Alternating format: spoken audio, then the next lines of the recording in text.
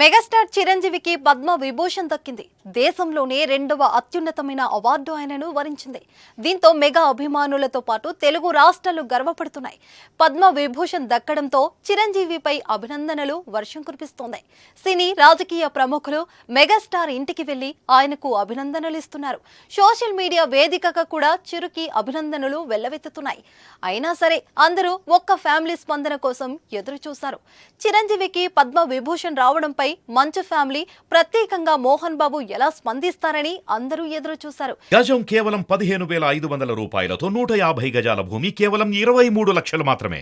ఎందుకంటే మోహన్ బాబు ఫ్యామిలీకి మెగా ఫ్యామిలీకి ఉన్న అనుబంధం అలాంటిది. మరి ఎన్నోసార్లు మోహన్ బాబు చిరంజీవి మధ్య అభిప్రాయ భేదాలు తలెత్తినా, మా ఎన్నికల సమయంలో కొంత గ్యాప్ వచ్చినా మంచు విష్ణు లాంటి వారు మెగా బ్రదర్స్ నాగబాబుపై ప్రత్యక్షంగా పరోక్షంగా విమర్శలు చేసినా అవి తాత్కాలికమే అని చెప్పి మళ్లీ కలిసిమెలిసి ఉన్నారు.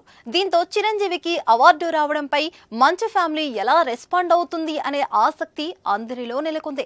అందరూ ఊహించినట్టుగానే చిరంజీవికి పద్మ విభూషణ్ దక్కడంపై మోహన్ బాబు తనదైన శైలిలో స్పందించారు. నా ప్రియమైన స్నేహితుడికి శుభాకాంక్షలు. ఈ పురస్కారానికి నువ్వు అన్ని విధాల అర్హుడివి.